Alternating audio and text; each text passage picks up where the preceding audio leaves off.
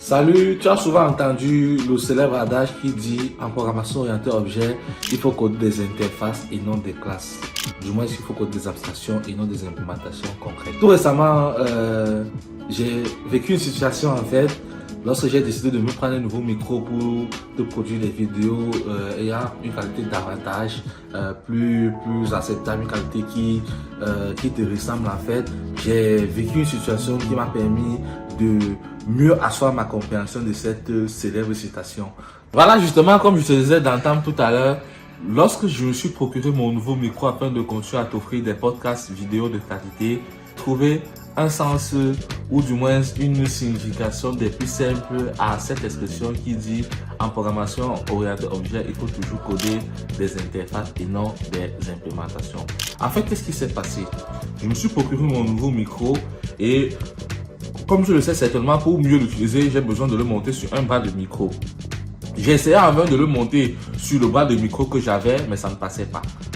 Et après une observation bien précise, je me suis rendu compte qu'en fait, ça ne passait pas. Pourquoi? Ça ne passait pas simplement parce que j'essayais de monter mon nouveau micro sur la bague qui avait été livrée avec le bras de micro.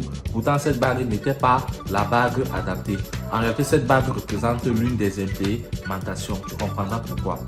Et après cette brève observation, je me suis rappelé par la suite qu'évidemment, le micro lui aussi avait été livré avec une bague.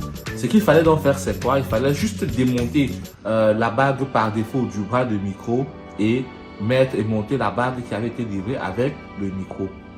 En gros, la bague, elle est montée sur quoi? La bague, elle est montée sur la tige du bras de micro. Et la tige du bras de micro, elle a un diamètre de 3/8.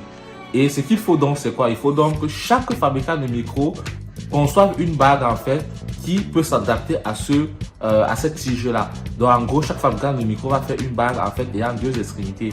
L'une des extrémités a un diamètre de 3/8 et l'autre extrémité a un diamètre qui correspond en fait à celui nécessaire pour l'adapter au micro en question.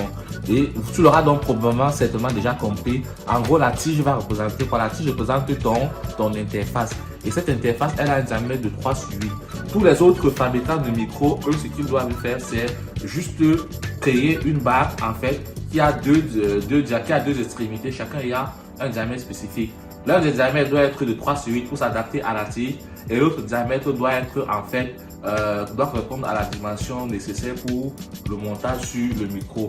Donc en gros, la tige représente ton interface et la bague livrée par chacun des commerçants de micro représente en fait une interface, une implémentation, j'allais dire une implémentation concrète de cette interface. Je vous ai dit tout à l'heure que le bras de micro, il avait été livré avec une bague. Cette bague, c'est l'implémentation concrète par défaut. Donc en gros, le fabricant du bras de micro, il fait déjà une implémentation concrète, c'est-à-dire une bague qui a deux extrémités.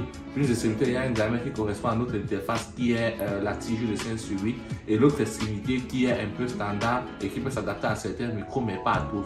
Les fabricants de micros, donc quant à eux, réimplémentent ou si tu veux, font des adaptateurs plus spécifiques, voilà, qui vont utiliser le diamètre préconisé. Donc en fait, cette petite histoire, cette petite expérience que j'ai vécue, voilà, m'a permis de mieux asseoir un peu, de mieux confirmer, si tu veux, en fait, cette citation qui dit il faut coder des implémentations et pas des interfaces.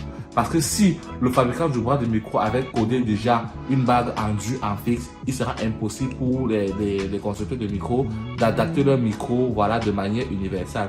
Mais puisque le fabricant du micro met sur la disposition une tige d'un diamètre spécifique, ce que les fabricants, j'allais dire, puisque le fabricant du bras de micro met à disposition une tige, il faut juste que les fabricants de micro, eux, puissent concevoir des bagues en fait qui s'adaptent à cette tige là et dont l'autre extrémité correspond tout simplement au micro. Je pense que tu auras un peu compris ce que je voulais te faire comprendre. En programmation, on vient toujours coder des interfaces et non des implémentations.